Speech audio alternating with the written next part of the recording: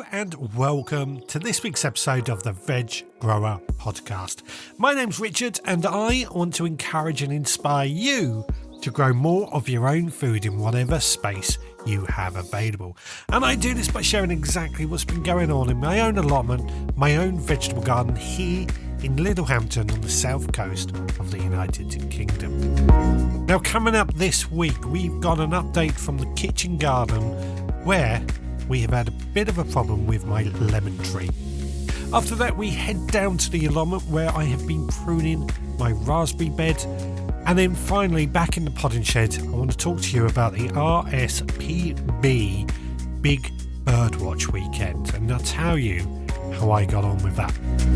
So without much ado, let's get into it. Well, I'm in the kitchen garden. I think it's just about to rain. The weather this weekend has made it a little bit difficult in the kitchen garden. We've had some very, very strong winds in between rain showers, but also some very lovely sunny spells at the same time. So, been a little bit difficult. But because of the wind, I decided we weren't going to touch the elm tree that I've been tackling over the last few weeks. Give it a week off and then we can prepare, get some scaffolding, we've decided, and climb up and really get that tree down. Anyway, what have I been doing instead of tackling the elm tree? Well, the first thing that I did is that I went round all my water butts and just pumped any more water that we have in some of our water butts into any that aren't attached to anything. This is just my way of keeping on top of ensuring we can collect as much rainwater as we possibly can. Rainwater is important in the vegetable garden. I spent much of 2025 saying that I was wishing for more rain because we just didn't get it coming in. 2026, I don't know what the weather's going to be like, but I'm going to collect as much rainwater as I possibly can to stand myself off the best chance to get growing. To grow as much food as we possibly can, we need rainwater locked into the soil and also ready to water. So just pumping water has been a top job. Luckily, most of our water butts now are pretty full, so we're doing okay with that. After that, I then went around all my vegetable beds and just started removing any weeds and just starting to tidy things up. It's certainly looking like weeds are starting to germinate now, so we've got to keep on top of it to make our life easier in the long run. It is a little bit tricky working around all the plants that I do have growing there, parsnips and kale and garlic and things like that. In the past, when the bed was empty, I could just hoe it or have green manures growing in it, but because I'm doing more of this sort of polyculture, it is a little bit tricky to try and keep on top of it, but we will get there. It's just a different way of learning. Now, last week, you may recall, I let the chickens out in the garden, and what I noticed, where they went out in the garden, they were digging things up, which you expect. That's what chickens do. Normally, I try and protect my vulnerable plants from them. But what I noticed, because I'm doing the polyculture, it is actually quite tricky to protect like rows of garlic when they're in different beds from my chickens. So this is a bit of a learning curve that we are going to have to learn around. But what they were also doing, scratching out the soil, getting all those pests and diseases, which is what I want them to do, they also dug up some of my labels. So I've got a row of garlic, for example. I don't know what variety it is because the label has been dug up and I can't find it anywhere. Cannot find it anywhere at all. So a little lesson to be learned there, something we're going to have to adapt and change to carry on with this style of gardening. But I think in the long run it will pay off. Now, one of the other things that I've done is with my citrus tree. So I keep my citrus trees, my lemon tree, in my greenhouse over winter, but because we have had some really, really cold weather this year, down to -7 in some nights, I've noticed that has taken a bit of a hit. Some of the leaves have turned brown and crispy and started falling off, and even some of the ends of the branches, the stems, are looking black as if they got necrosis or something. So even though it was in a greenhouse, it's still got a little bit too cold for that lemon tree. Now, I think it is going to be okay. I gave it a bit of TLC. I removed any of the browning leaves and composted those, and I'm not going to do much more at the moment because we want to get it through the winter and start springing into life. But looking at it, I think it's going to be okay. The main stem looks healthy, but it was very, very cold for the lemon tree. Lemon trees can usually, most citrus for that matter, cope with temperatures down to about -5. This obviously just went a little bit too far for it, and it didn't like it. What we have to think about now is how, even though it is in an unheated greenhouse, we may have to get the fleece out around it to protect it that little bit more. Again, it's all a learning curve, isn't it? Even though I've been growing my own food for over 30 years, I still am learning things, and I still am learning how to adapt to changing climates. So, yeah, interesting developments really, but at the same time, it's all moving forward. I've got to say, I'm so looking forward to spring and better weather so we can really get on and do a lot more in the garden. Right, I'm going to head on down to the allotment now. So while I do that, why don't you find out what's been going on in Supporters Club this week? Well, it is that point of the podcast where I ask you to do me a couple of favours. First of all, if you would be good enough to leave a rate and review on your podcast provider. It only takes you a few seconds to do, but it means well to us. It helps us get found by more people who might be interested in learning more about how to grow their own food. It gets the algorithms working. Added to that, what we'd also like is if you are enjoying this podcast and you want to help support the work that we do, then please consider becoming a member of the Veg Grower Podcast Supporters Club. For just £5 a month, you get access to extra behind-the-scenes podcasts that give you a bit more of an idea of what's going on here at the Veg Grower Podcast HQ, as well as a few things that you might want to do yourself. Added to that, once a month through your letterbox, you also receive our monthly seed pack. And that seed pack contains a collection of seeds that I've carefully chosen to be sown in that very month. And along with the seeds, you also get a copy of our mini newspaper. Now, the mini newspaper is designed to give you instructions on how to grow those seeds, but it's also a bit of a tool. It gives you the opportunity to list jobs that you want to do, take notes, gives you a few jobs you might want to do and other seeds that you can sow, all contained in that monthly mini newspaper. For £5 a month, I actually think it is a bargain. Now, as an example, the seeds that we have sown over this last week include Welsh onion, a type of perennial onion that I haven't grown for a while, but it's one that I certainly enjoy.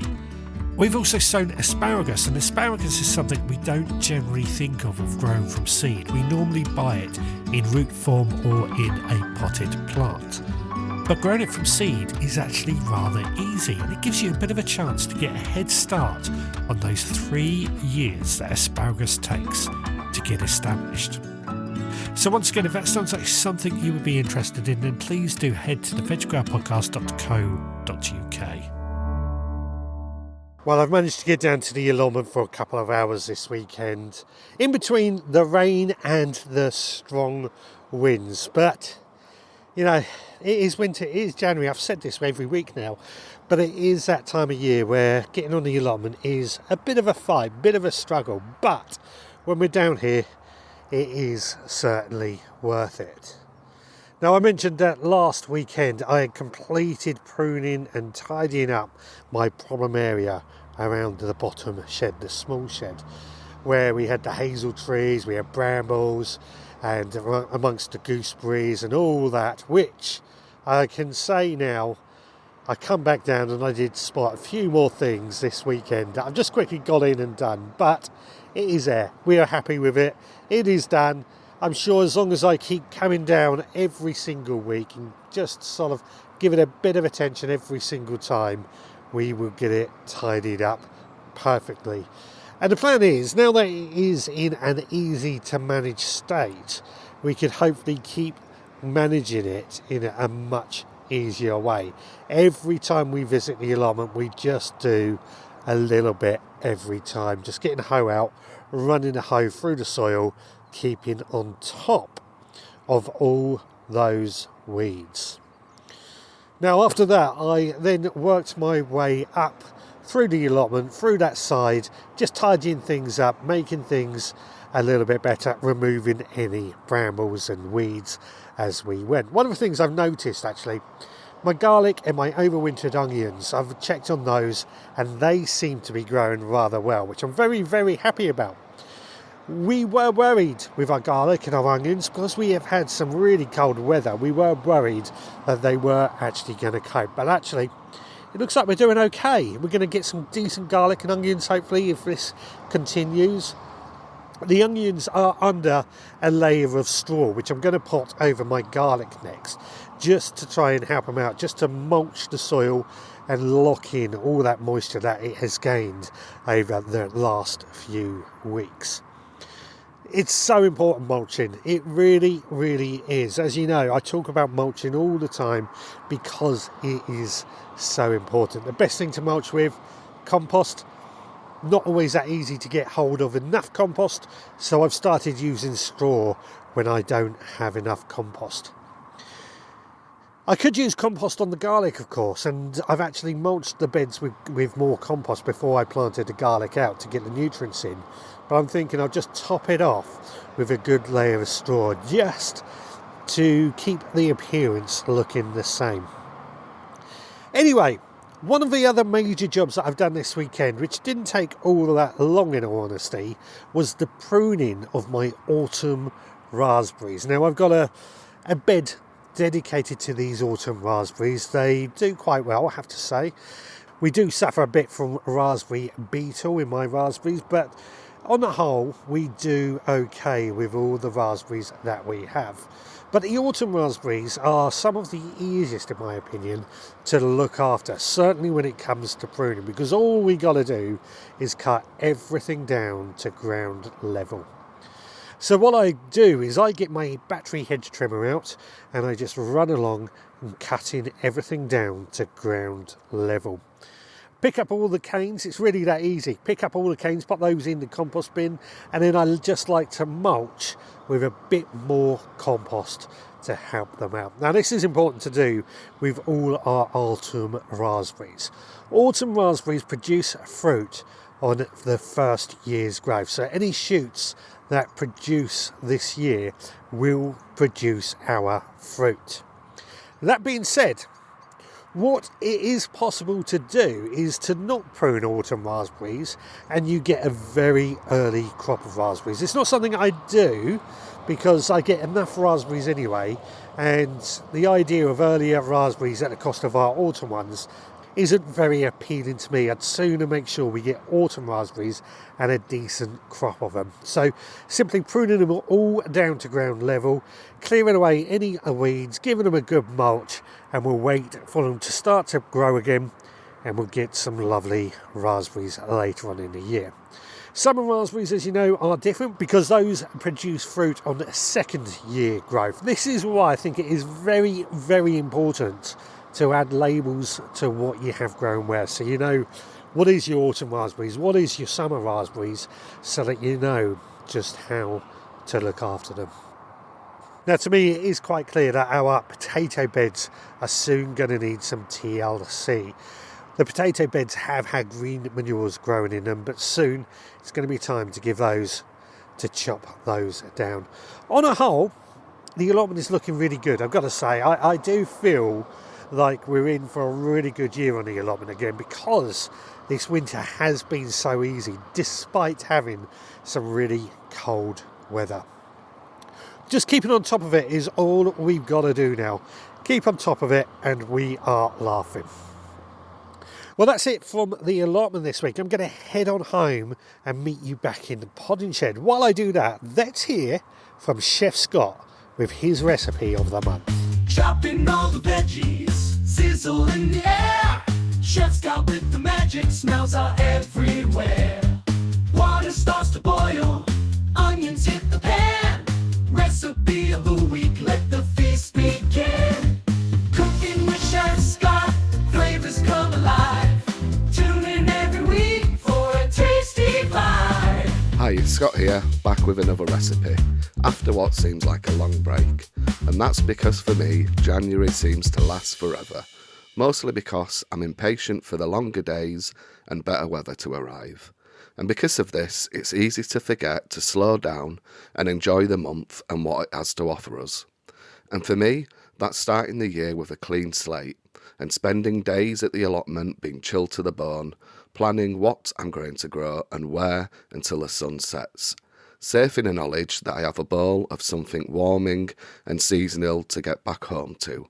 Or, even better, taking it to the allotment with me to heat on the camping stove to enjoy in the golden hour while the January sun sets, knowing that tomorrow's sunset will be that little bit later and enjoying the promise that brings. And this month's recipe, I think, is perfect for that. And it is chicken, root vegetable, bean and barley broth. So, let's get those cosy vibes going and head to the kitchen and hear how it's made. You can find this recipe and many others on the veggrowerpodcast.co.uk and on my Instagram page, Seed to Table Plot 13. This recipe will serve 4 to 6 people and you will need 4 chicken legs, 1 medium onion diced, 2 cloves of garlic chopped, 300 grams of diced root vegetables. I use swede, carrots, parsnip and celeriac, but use whatever you have. You can also add pumpkin or squash. 400 grams of cooked beans. I use butter beans and cannellini beans. 80 grams of pearl barley. A handful of winter greens, about 80 grams. I used finely sliced Savoy cabbage. And 2.5 litres of water. Method. Start by adding the chicken legs and water to a deep-sided saucepan with a lid and bring to a boil. Then put the lid on and turn down to a gentle simmer and poach the chicken for 40 to 45 minutes or until the chicken is cooked through and comes off the bone easily. Now remove the chicken and allow it to cool, making sure you keep the cooking liquid for the stock we will need later. Once the chicken is cool enough to handle, pick the chicken from the bone and set aside. Now in a saucepan with a little olive oil, sweat off the onions and garlic until a light golden brown. Now add the diced vegetables and pearl barley, followed by the reserved stock, and bring to a boil and then reduce the heat to a simmer and cook for 30 to 40 minutes until the vegetables and barley are tender. Now add the chicken and cooked beans and cook for a further 10 to 15 minutes until you get the thickness you like and season well with salt and pepper and it's ready to serve. I like to finish with a squeeze of lemon and fresh soft herbs or a spoon of pesto when serving. And that's it from me this month. Well, as always, it's so good to hear from Chef Scott on the podcast once again. I always look forward to hearing Chef Scott's recipes. They're always so different to what I do, but at the same time, just absolutely inspiring. Well, I find it inspiring anyway. Got to say, I particularly like the imagery at the very beginning of Scott's segment this week. The thought of the winters, the summers, got me dreaming.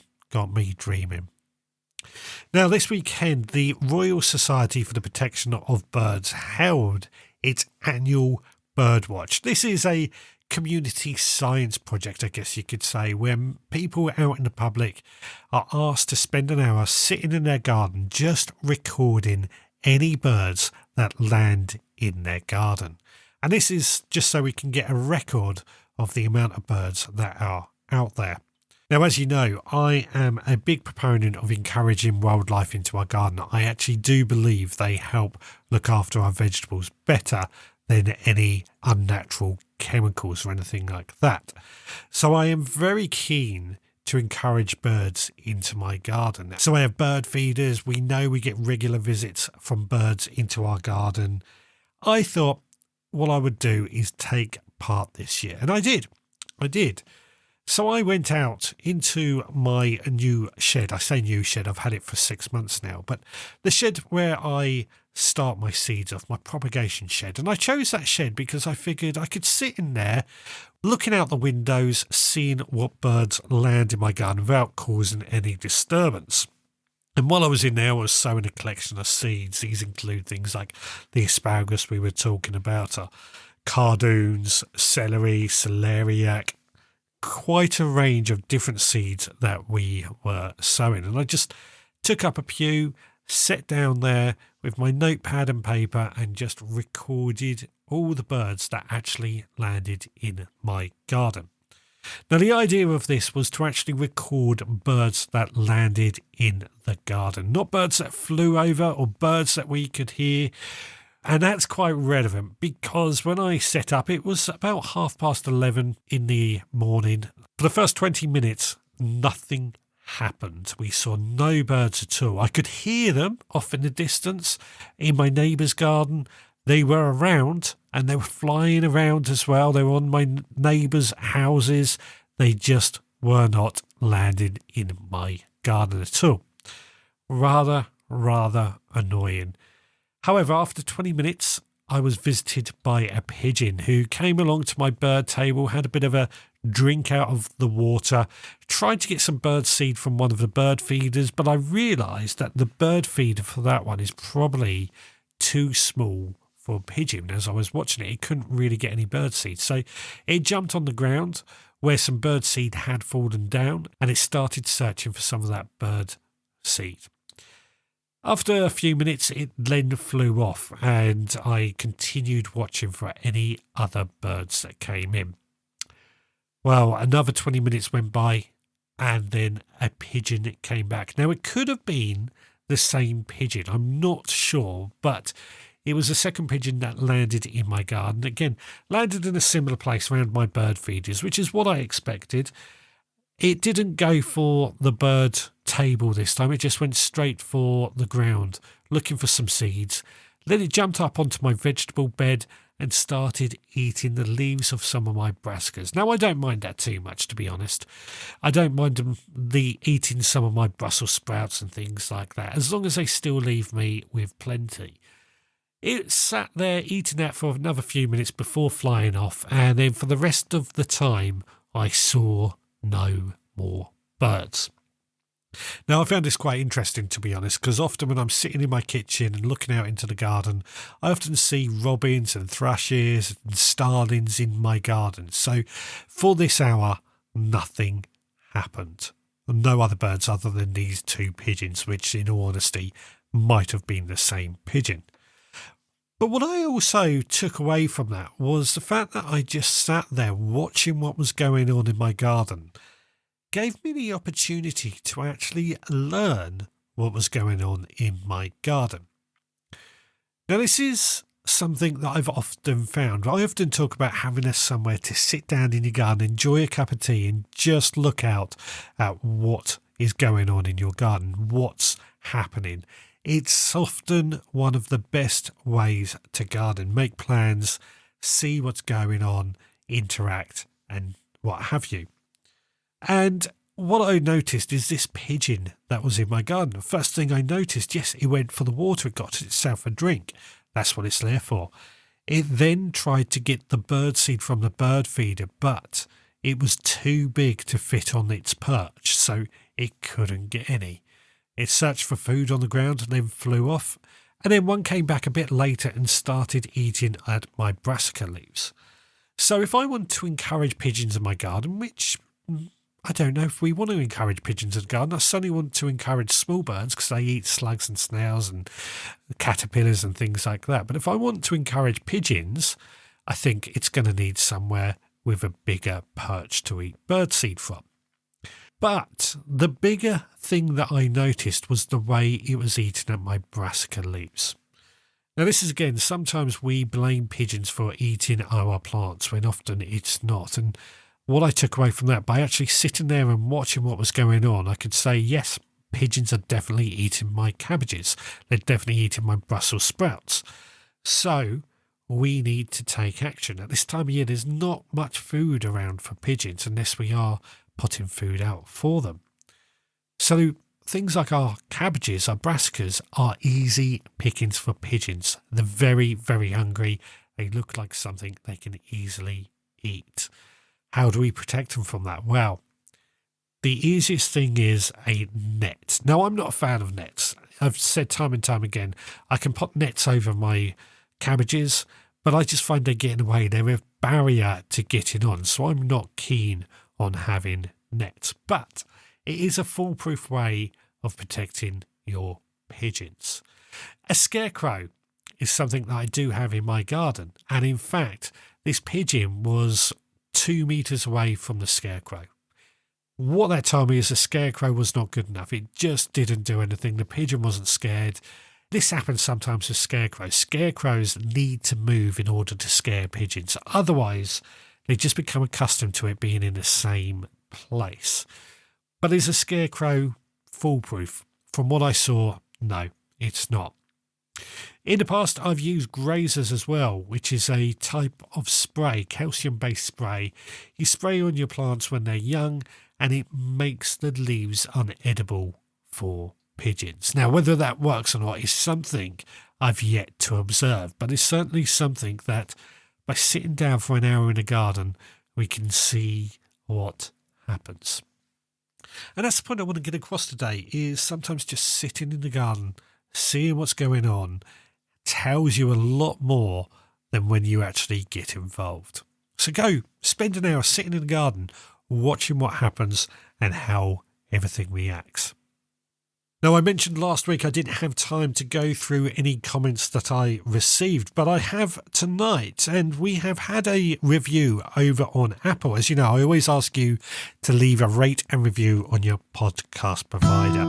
And Pot117 on Apple Podcasts says, "Thanks for a great podcast, Richard. Been listening for a couple of years now and always enjoy your content." Well, thank you very much for that bit of feedback. Thank you so much for listening. And thank you for that feedback as well. It always is really a pleasure to hear that you are listening.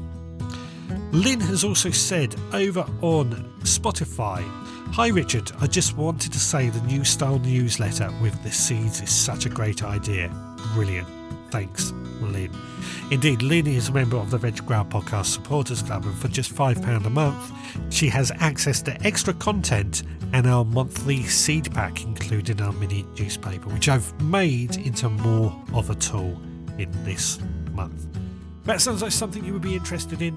Details on that at the veggrowerpodcast.co.uk, which is of course our website, where you can also, if you want to get in touch, leave me a voicemail that we can play onto the podcast. Love hearing voicemails. We love playing them. We love the change in the voices on the podcast as well. If that sounds like something you can do, it's simple. Just head to our website and click the button. Alternatively, you can email me, richard@theveggrowerpodcast.co.uk. It's an easy way to get hold of me as well. And of course, you can find me on social media. Just search for the Veg Grower Podcast. Well, that just takes care of everything this evening. Thank you so much for joining me. I hope you do go and spend an hour just watching what's going on in your garden based on what I've observed. But for this week, that is it. Until next time, please take care.